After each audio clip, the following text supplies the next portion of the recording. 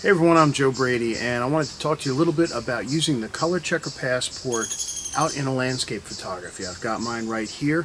I just got back from teaching a workshop out in Zion and Bryce National Parks, and a couple of the students there had questions about how to use this while out in the field. So what better time to show how to use it than on location? So what we're going to do is head out to the location. If we were in Bryce talking about the color checker, and then after we get our shots, we'll come back in the studio, we'll take a look on the computer, and we'll see how to put this to use. Now we're going to be using Lightroom, but the process is exactly the same with Adobe Camera Raw. So let's head out to Utah and to Bryce National Park.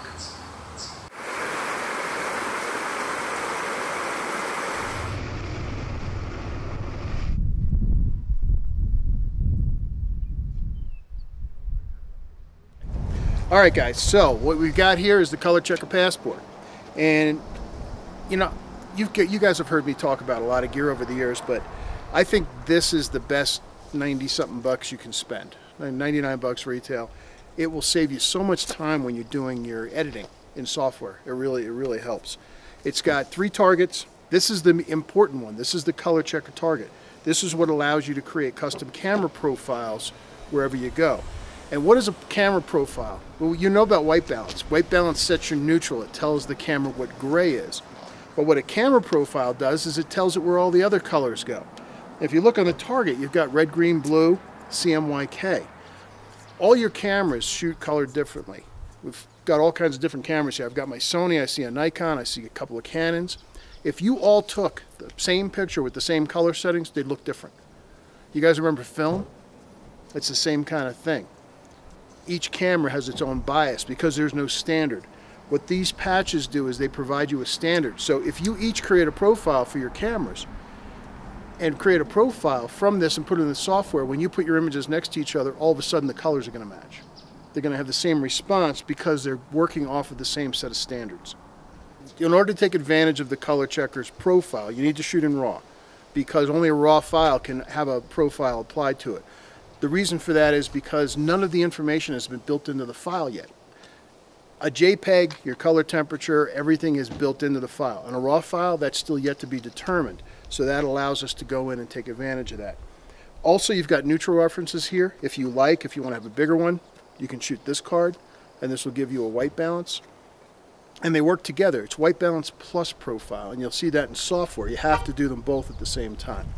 So all we're going to do is we're going to take a picture of this. I'm going to take one in the shade and one in the sun. Why? Because what a profile does is it corrects for changes in the spectrum of the light. So when we're in shade or we have this color reflecting up, it's going to be a slightly different set of colors. It's cooler in the shade. There's less red, so this will fix that. When we go out in the sun, there's going to be a bigger red component to it, so it will correct for that as well. And the bottom line is that under any lighting conditions, under any kind of spectrum of light, this is going to give you consistent color. So say, for example, you're wearing a blue shirt. It's going to look different in the shade versus in the sun. With this, it will not. It will match. It'll be exactly the same color wherever you go. And that's the beauty of having a custom profile. And remember, it works together with the white balance.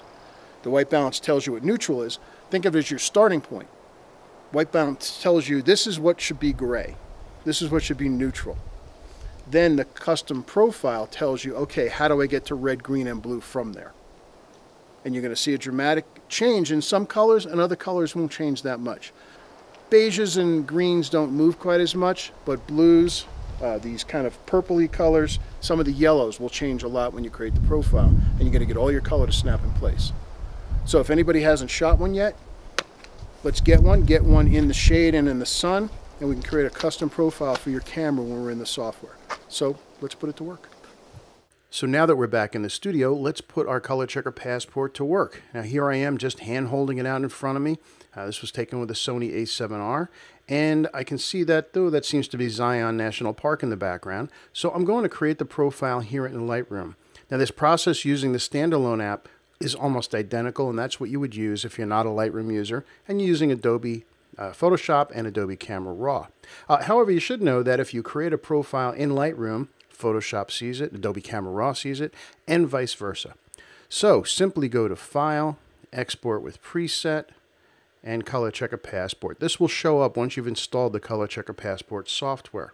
Give it a name. This is Zion. I'll call it Zion National Park. I'll call it A7R Daylight, just so I can keep track of what the conditions were and the location was. Click on Save, and you see the software in the upper left-hand corner you can see the software in the upper left-hand corner telling you it's processing the profile. When this is done, you'll get a little message on the screen that says Lightroom needs to be restarted to be able to use the profile. So we'll just wait for that to happen. All right, so here's our message that the profile has been generated successfully and we need to restart Lightroom to make it available. So I'm going to go ahead and quit Lightroom and then restart it. All right, so here's our original shot of the passport. Let's zoom in so we just see the Color Checker Passport target itself. And I see I've got a little shadow here that did not hit the target. That is good. And notice that I did not have to white balance before we did the profile creation. That's because the software behind the scenes will do that for you. Now, I can click on the white balance picker right here and pick one of these. White is good, or the next one in. And let's take a look and see the difference before and after the profile. Now, the default in both Adobe Camera Raw and Lightroom is called the Adobe Standard. However, we just created one specifically for here, and here it is, Zion National Park A7R Daylight. What I'd like you to do is take a close look, particularly at these blue patches, these kind of purple, plum, pink patches, and the oranges. And watch what happens when we choose our new profile. And you can see it was kind of a dramatic shift in some of these colors. Pretty much this kind of pyramid right here. Let me turn that off again so you can see it again. Again, here's the standard that you're getting. And with our custom profile, all those colors snap into place. Now, even if you hold a color checker in front of you, you can see that's really what those blues look like. So let's see what effect this has on an image. So here's an early morning shot. This is actually taken in Bryce, just down the road from Zion. Same kind of sky, same kind of lighting conditions. Let's go ahead and choose our Color Checker Passport file. And then I'm going to also choose the file of Bryce. And I'm going to tell it to synchronize. And I want the white balance, the process version, and the calibration to match. Click on Synchronize. And then I can go back to here. So here's the shot before the profile's been applied. Let's go ahead and reapply that profile. And again, white balance, process version, calibration. We're not going to worry about cropping. And take a look at it afterwards. And it's a pretty dramatic difference. In fact, I'll make a copy here so we can see the two of them next to each other. When I reset, here's the original. And there's before on the left and after on the right. And all we need to do now is just adjust our shadows, our clarity, and any saturations adjustments you want to make, and it's going to be a dramatic difference. In fact, let's go ahead and do that right now. We'll take our candidate, go back in the develop mode. And I have sort of a set of basic standards that I will do. In a landscape like this, I'll boost the clarity. Add a little bit of vibrance, which will add a little more depth to the blues, a little more oversaturation, and open up the shadows a bit. And then lastly, let me go ahead and crop it so that it's straight. So I'm going to pick something in the horizon or off in the distance that looks vertical. And in fact, I'm going to crop it in a little more to make the composition a little better. Take a little sky out. And there we go, a much better photograph than what we started with just a few minutes ago, which was this. That's how easy it is to put the Color Checker Passport into action. Let me show you another example. This is in Snow Canyon State Park. And here's my before and after. Now, if you take a look at the sky off in the distance, you can see kind of that the sky has gone a little bit too blue.